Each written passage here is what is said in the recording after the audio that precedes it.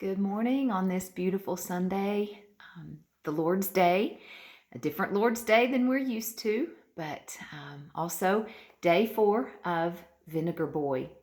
So, were you right about the man under the stairs, or were you totally surprised?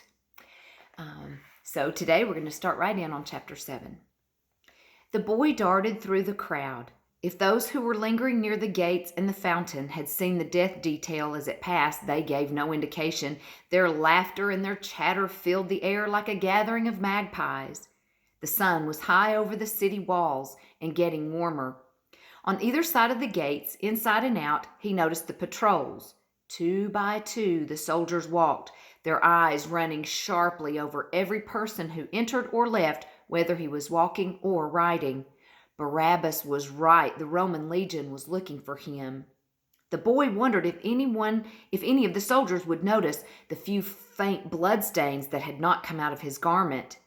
Most of the men from the fortress knew him well and were aware that he used the old alleys and unfamiliar ways about the roofs and walls. If one of them stopped him and inquired as to his wet, spotted garment, what would he say? He knew the strategy of the Romans well enough to realize that they would try to flush Barabbas out of hiding and send him straight through the gates to his death. It would be an easy thing for a soldier or two to claim they killed in self-defense. Outside the gates, countless holiday booths of willow branches and awnings had been thrown together. All manner of enticements were offered to the pilgrims who might find their orthodox shops closed in the city. The air reverberated with the coaxing of the hucksters and the bawling and bleating of the camels and donkeys in the caravanserai, the courtyard of the caravan inn. Ahead of him, the road led straight north. Mile after mile of highway stretched from Jerusalem in Judea to Caesarea on the coast of the Great Sea and east to the ancient city of Damascus. Against the horizons, the arched columns of the aqueducts marched across the valleys. Their grotesque shadows covered the land like giant thousand-legged worms. Far to the northeast, the snow-crowned Mount Hermon sat like a monarch with the bowed hills of Judea kneeling before him. Near at hand, a craggier hill thrust its shoulders upward. This was the hill called Golgotha, and on Golgotha the uprights of the crosses stood. Wherever Rome went, the crosses went. They were as much a part of the dominion of Rome as were the labyrinth of roads and aqueducts, the hobnails and the whips, the civil orderliness and the pagan festivities. With Rome had also come beauty of marble and granite and bronze, borrowed or stolen from Greece. About Jerusalem's bosomed hills, villas nestled in the midst of apricot and almond groves, vineyards and rose gardens, where the lampreys and eels swam in the tiled pools and the goldfish darted like sunbeams in lily-lined pools. Hedges about the villas were often trimmed into fantastic shapes, satyrs with lyres, and statues of Pan with pipes, and animals such as lions and unicorns, wolves and crocodiles. Tropical birds swung like colored blossoms from their perches in the trees. Almost every villa owned its own beehive to provide golden sweetness of the honeycomb. Vinegar Boy had been running. He was warm, and a stone had lodged in his boot. He found a bit of shade beside an arched iron portal where he unlaced his boot and shook out the offending gravel. On the lawn, several children played. They laughed and screamed with excitement as they threw a ball back and forth. One of the girls had long dark hair, and her white dress floated about her ankles as she ran. He wondered what she would say if he went across the lawn to her and asked for a drink. He had done that once, and the girl had screamed. She had taken one look at his face and cried out, and he had turned and run. He could still remember the hurt and the shame. The memory brought the heat back to the birthmark, and he laid his cheek against the wrought iron of the portal. The fine ironwork had been done by an imaginative artisan. Diminutive cupids played hide and seek among the broad leaves. Fat clusters of grapes hung heavy with juice, which some of the mischievous cupids were squeezing into the cupped hands of their playmates. The whole of the iron gate had been painted. The cupids were golden and plum-cheeked, the grapes a glowing purple. They looked so real he could hear his stomach growl from thirst and hunger as he leaned against the green-vined marble columns in which the iron gates were set. Then he retied his boots and entered the line of traffic. One stream headed for the city, was composed of all types of conveyances with people going to the Passover. But another line, thin and uneven, with everyone walking, was headed toward the place where the narrow dirt road left the highway and wound its thin, tortuous way up the crucifixion hill. He could see the rocky promontory. The winds had carved caves in the face of the sandstone cliff, and the holes were like lifeless sockets. At the foot of the cliff, the stones had fallen away, leaving a wide depression that resembled the toothless grin of a dried skull. The skull-like characteristics of the cliff had given the hill its name of Golgotha, which meant place of the skull. News of a crucifixion always spread like some disease. Curiosity and thrill-seeking brought many out to see the free show. In some ways, the crucifixion was more exciting than the Roman theater or the circus because the men took longer to die, and spectators could participate to a small degree with their mockeries and petty torments. At the place where the dirt road joined the highway, rough boards covered the gutter. Vinegar Boy stepped directly from the gutter to the boards and began climbing the hill. Ahead of him, a mother with a nursing baby talked with another woman who had left her house so quickly she had not taken time to fasten her long hair. She had brought no comb or pins, and the loop kept falling loose. Their voices grated on him. The woman with the baby was saying, "At night, Hannah. At midnight they arrested him in the garden outside the eastern gate. Now, who would know where to find him at that hour, I ask you? It had to be a friend." "Of course it did." "I told my husband time after time that they would manage to get him sooner or later. They weren't about to let him get away with what he was preaching." Vinegar Boy felt a stab of remorse. When Jesus was arrested, he had been sleeping, dreaming that Jesus had put his hand on the birthmark and said, "Be gone." The pressure of the hand in the dream had been as warm and real as the sunbeams he had caught in his hands when he wakened. He could almost feel the pressure of the touch on his cheek. He thrust down the lump in his throat. If and when he could get to Jesus and ask the favor, if Jesus touched him or even looked at him, perhaps he would cry. He always cried when anyone was kind. Nicholas often teased him about it. "What a strange one you are," he would boom. "I do you good and you weep all over me." The women were still talking. "I suppose you heard what he did to the moneylenders the other day, Hannah. Whipped them right out of the temple. Said they were making his father's house a den of thieves. Practically caused a riot, I heard. The worse for him, nobody's going to threaten the temple prophets and get away with it. I imagine there's more to the whole thing than we will ever know. No doubt the authorities only tell us what they want us to know. I don't believe half of what they say. Who does? It must not set well the way some of his friends insist that we have a Galilean king. And the rebels have been particularly active in the hills lately. My husband says that the fact that Barabbas has been captured hasn't slowed the revolutionaries down a bit." "Do you suppose he was really one of them?" The boy knew who they meant, and he wanted to break into their talk and tell them what Barabbas had said, but he dared not. The woman with the baby stopped. "Hannah," she gasped, "you don't suppose he really was a rebel, do you? I mean, he could be preaching one thing and stirring up an insurrection at the same time. Our politicians do it all the time, don't they?" "Oh, Hannah, you are a wise one." A man whose profile seemed to be all nose had fallen into step with the boy. He heard the women and snarled under his breath, "A wise one. She should be at home where she belongs. That man had no more intention of becoming king of Israel than I have of joining Caesar's army. Dirty politics, it is. Something for our governor to boast about in his letters to Tiberius. I, Pontius Pilate, did arrest and crucify. The man pushed on, his sandals spitting up stones behind him. "Who does he think he is?" the woman with the baby snapped. "He practically pushed me out of his way." "And you with a baby in your arms, too," the other woman consoled. Vinegar Boy wanted to laugh, but if he did, it would be ugly laughter, like Barabbas's ugly chuckles. "Why don't you take that baby and go home?" he yelled silently to himself as he dodged past them. He could imagine what they would say if they caught sight of his dark cheek. They would have something else to talk about until the real excitement began. Almost immediately he had to cut his stride because of two men and a boy walking ahead of him. The path was narrow, and the scraggy brush and thorned plants on either side made it impossible to get by. He pressed down his impatience and followed them. Both men were richly dressed, and the sound of their garments accompanied their speech. "They claim he was about to destroy the temple," one of them was saying.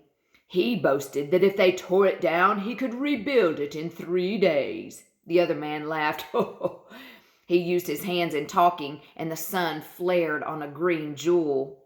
Too bad Herod could not have had him for a superintendent during the remodeling job. Can you imagine Israel with a Nazarene Messiah? Ridiculous! The whole thing is ridiculous. How could any intelligent man take him seriously? "Before Abraham was, I am." Or, "I and the Father are one," the other quoted in that same mocking voice. The boy between them spoke. Vinegar Boy could not hear what he said, but the man with the green ring snapped back at him. "Son of the Father? Why, the Nazarene is not sure of his earthly parentage, Enoch." The lad lowered his head, and Vinegar Boy saw his hands clench at his sides. "You let your uncle and I do the thinking in this family, son," the other man said. Vinegar Boy found himself sympathizing with the rich boy's embarrassment. He was not allowed to think. The older voice, arrogant and stiff, ran on. "When our king comes, Enoch, we will know it. The Romans will know it. He will tread upon Caesar's neck and make all our enemies his footstool. Remember your studies about Sennacherib, Enoch. 185,000 men destroyed by the Lord in one night. That slaughter will be as a dance in the marketplace compared to the coming of our Messiah." Vinegar Boy had heard enough. Stepping aside into clumps of tough-bladed grass that cut his legs, he went carefully along the crumbling edge of the cliff until he had passed them. Vengeance and death would not conquer the world. Nicholas had said that goodness and gentleness would conquer, and Nicholas was right. He had to be right. Violence breeds more violence, as the flies of the field laid eggs that developed into worms that killed the leaves and destroyed the hops, and if the worms were not burned, they would become flies and start the whole cycle of destruction over again. As he stepped cautiously along the edge of the cliff, he looked down. He could see the natural coral of thick shrubs and boulders where the Romans tethered their horses. The centurion's big stallion Rubicon was pawing the earth and shaking his head restlessly. The standard-bearer was preparing to mount for his return to the city. Vinegar Boy almost wished he had been a few minutes earlier. He might have asked to ride back with the officer who was next in rank to the centurion himself. The boy had never liked him much, but sometimes he was allowed to ride with him. His boots had raised blisters on his heels, and he was wishing he had listened to Nicholas when the steward had warned him that the boots were too big. But the day was supposed to be full of new things, new face, new name, new boots. The sole of his boot slid on a clump of bruised grass. One knee hit the ground. He scrambled up, knocking the dirt from his leg. The skin burned where it was chafed. He looked quickly at the bottle to be sure he had not harmed it. Above him, a strange silence held the hill. This was a silence that he recognized. Below him, the anxious neigh of the big stallion cut the air as if the horse could feel the wave of awful expectation sweeping the hill. Vinegar Boy dug his toes into the path and dashed for the top. On the hill, a wild, untamed roar of amusement broke forth. The boy knew that the prisoners had been led out into the center of the arena. And as the hill reverberated with the cries of the spectators, the horse in the corral below let out a shrill, penetrating whinny that seemed to carry protest on the morning air. Chapter 8. And this chapter is entitled The Crucifixion. Parents, it's not very graphic, but it is a little graphic if you have younger children happen to be watching. If at any point you would like to stop and maybe fast forward a little bit. But I have cut out a little bit, and it's not terribly graphic. The plateau of the hill had turned into a place of confusion. Many of those who had come to enjoy the killing were like guests who moved about seeking a choice seat at a banquet. The boy compared them with vultures, hovering and waiting, anxious to descend with beak and claw. He pushed through the throng to get to Marconius, and when he reached the arena, he took in the scene with one glance. The men were disrobed, but Marconius had allowed Jesus to retain his loincloth. The outlaws who had killed Romans and stolen from Caesar never received such consideration from the centurion. The uprights of the crosses always remained in place in the center of the area, covered with a smooth bed of river gravel. Iron supports driven deep into the rock base of the hill held the timbers solid. Weather-beaten and stained, they scarred the shoulder of the sky. At the northeastern edge of the hill, the cliff fell abruptly into the fertile valley below. A rude, doorless shelter housed the guards at this edge of the promontory. The old door had been made into a makeshift table on which the victims' clothes were piled. Later, after the clothing was divided by lot among the soldiers, the rations of wine, bread, and cheese would be set out for those who were ordered to remain on duty. 2 iron rings, fastened to the broken hinges of the doorframe, held the death lance. The vinegar bottle would hang on a peg beside it. When it was time for the sponge to be used, a branch would be cut from the old yew tree clinging to the southeast corner of the hill, overlooking the stoning ground. The branch would be split at the end, the sponge inserted, and the ends tied together again. Then the sponge would be filled with the wine and raised to the blistered lips and swollen tongues. The lance was used when the legs of the crucified men were broken to hasten their dying. This act was known among the Romans as the crurifragium. Then came the thrust of the lance beneath the ribs and into the heart. This was called the perforatio. The Romans considered the leg breaking and lance thrust a merciful death compared to allowing the victim to hang on the cross for days to slowly expire from exposure and weakness. As the boy's glance roamed about the hill seeking for the centurion, he saw the woman with the baby pushing for a front seat on the boulders that had been cleared from the center of the hill and formed into a rude amphitheater on 2 sides of the arena. Her friend, breathing hard from the climb, had eyes only for the condemned men. These women were among the common people who always came to such executions. But as he looked about, he was amazed because today the crowd was different. There were Pharisees and Sadducees, stern-faced men with oiled locks from the Sanhedrin, which was the ruling court for the Jews in both religious and civil affairs. Priests were in linen robes, and the Pharisees had blue fringe about their skirts.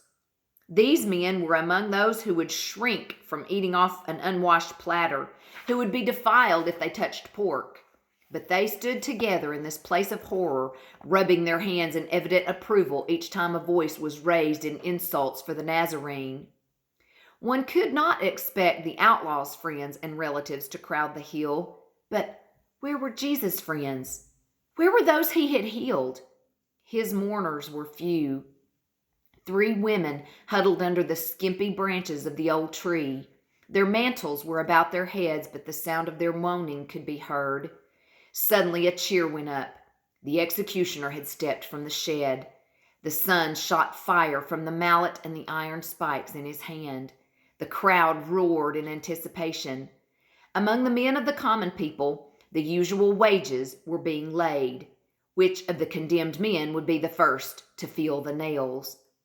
Vinegar Boy saw Marconius step from the shed behind the executioner, and he pressed his way toward him. He lifted the vinegar bottle from his shoulder and started on a run around the inside edge of the arena. Another roar split the air. Those who had laid their bets on the larger outlaw won. The 4 soldiers who had accompanied him in the march took their stations beside him. Their faces were grim. They were expecting trouble, and the crowd knew it. Tenseness gripped the hill.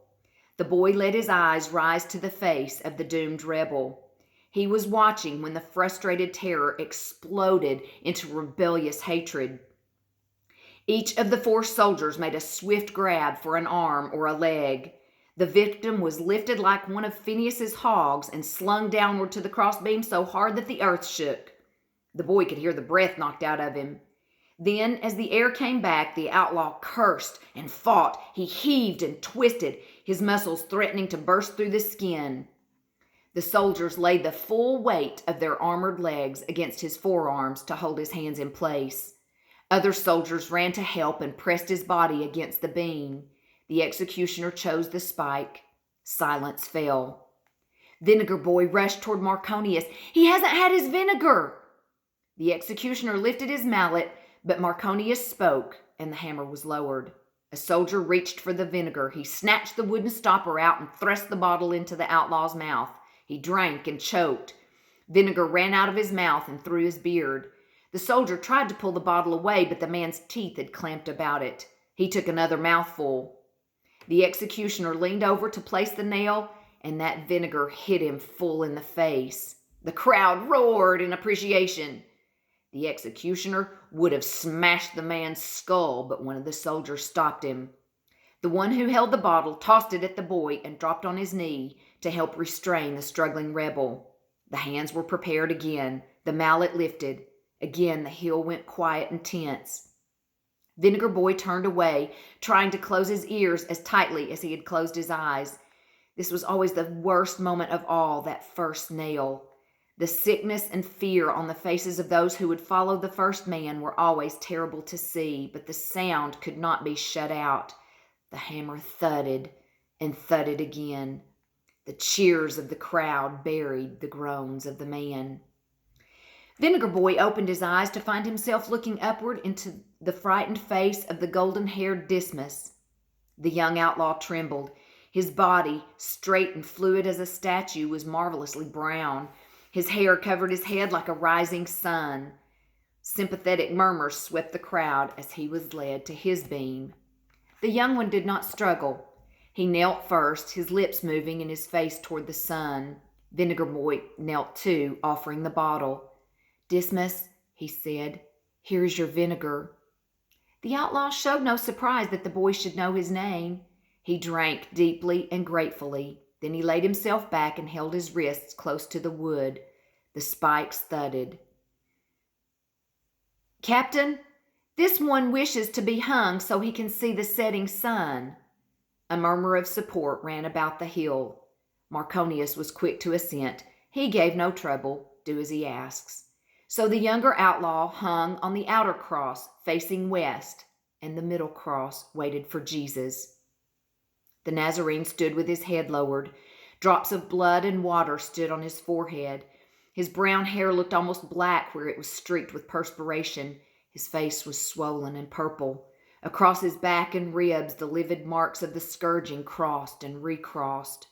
Vinegar Boy wanted to run to Jesus, to beg the favor of restoration for his face, but he could not. How could he bother this suffering man? But deep inside, the hope and the desire would not die quietly. He would give Jesus the vinegar, and then maybe he would speak to him as he had to Dismas. Maybe if Jesus just looked at him, he would not need to ask, for Jesus would know. The soldiers came forward, and the Nazarene went quietly. He spread his arms to the beam. The boy fell beside him and opened the bottle.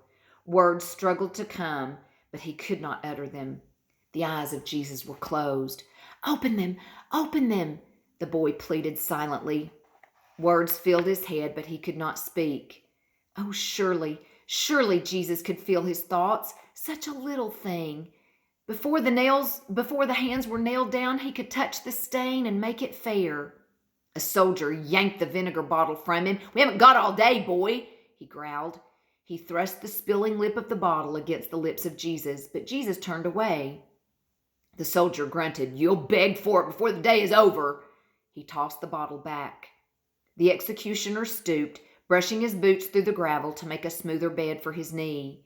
Jesus opened his hands and laid the wrists straight. The hammer sounded. Hands that had healed the lepers and restored the deaf. Hands that had plucked grain for his disciples and pulled the saw that had helped to fill his mother's house with bread. The beam was jerked upward. It fell into place. Vinegar Boy thrust his hand over his mouth and rushed for the hillside. Marconius was expecting that. His own face was white under the tan, and perspiration ran from his chin under the sweat strap. "You should have left the vinegar and gone back at once," he said. I thought maybe I could ask him, Marconius, but I couldn't. My throat was stoppered like this bottle. Why are they killing him? Why? They may be asking themselves that question centuries from now. A wild cry rose above the other voices on the hill. It came from the path, and the centurion turned swiftly, alert. Arno stepped forward to block the rush of a young man who came screaming, "In the name of the Holy God of Israel, let him down! Let him down!" The voice rose high and shrill as a trumpet. Vinegar Boy moved with the centurion. The other boy was larger and taller, but still a few years from being a man. "Stand back!" Arno commanded. "I won't let you kill him. I won't." He struck at the Syrian. Arno grabbed him about the shoulders and lifted him, kicking and screaming. He looked toward Marconius for orders. The centurion hesitated, and Arno said, "We can't afford a riot, Captain." Marconius nodded. "Shut him up." Arno dropped the boy, shoved him back with one hand, and slammed a fist into his chin with the other. The boy fell, sprawled with his arms flung wide, his face to the sky. No one came to his defense. Vinegar Boy hunched down beside him. The fallen youth was fine-boned but sturdy, a faint fuzz of beard emphasizing the stubborn squareness of his jaw. His lips were full and red as a girl's, and blood trickled from the corner of his mouth. His fingers moved in the gravel as he struggled to sit up. His thumb touched the tip of his tongue tenderly and came away with blood on it. "Cowards," he muttered, and Vinegar Boy did not know if he meant Arno and Marconius or someone else on the hill who should have come forward. As the glazed look faded from the youth's eyes, Vinegar Boy saw that they were a gentle dusk gray. They were hard and angry now, but surely they would glow warm as hearth fire. "Riot?" the boy said bitterly. "How could I start a riot? Where are those who would join me? Hiding like dumb sheep in my mother's feast room, that's where."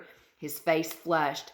"What good am I? Twice they've mortified me like an infant. Last night I ran into the olive grove to warn him, and they caught me and sent me home naked." "Who did?" "The mob that was after him. The temple officers gathered up a bunch of riffraff to bring him in." "Are you his friend?"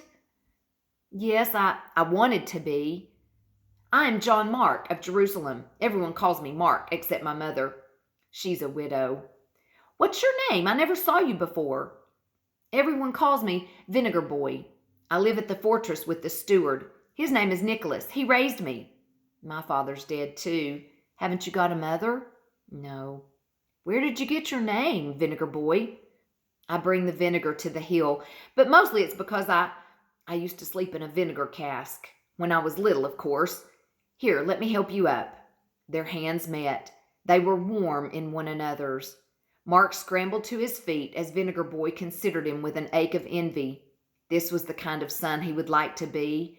Mark was handsome, brave, and good.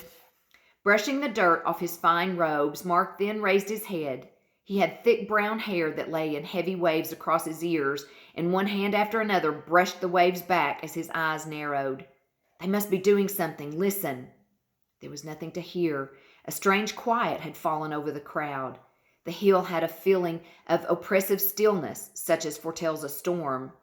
A low muttering, like faraway thunder, ran through the edges of the rocky area. The two boys pushed past the men and women who stood in front of them. A soldier was nailing a placard above the head of Jesus. This was the title board which was always tacked over the head of the victim to inform the public of his criminal act. The signs for the outlaws were simple and to the point: thief and murderer. But the sign being nailed above Jesus was unlike the others. Words were scrawled in large letters, large enough to be read from afar off. Each line of writing was different, and yet the boy knew that the meaning must be the same. The signature of Pontius Pilate, procurator of Judea, was written beneath. The storm of protest did not come all at once. It took time for the meaning of the sign to break through, but when the understanding came, the hill shook with the varied furies. Pharisees, who had been standing apart, holding their fringed skirts against contamination, rushed forward. Their skirts were forgotten as their fists flailed the air. Priests stooped and lifted what dust they could together to pour over their oiled locks while they intoned lamentations and denials. What the rulers and the priests started, The common people swept up to a hideous height. Under the uproar of the crowd, the boy thought he caught the mournful but ecstatic cries of the three women under the old yew tree. They were rocking themselves in worship. "Amen, amen," they cried over and over, tears running down their cheeks. Nicholas and Marconius had taught the boy to read the common languages of both Aramaic and Greek, but some of the letters on the sign appeared to be written with an agitated hand. Vinegar Boy was not certain of his reading. "What does it say?" he asked Mark. "Why is everyone so angry?" Mark's gray eyes held a weird, hard light.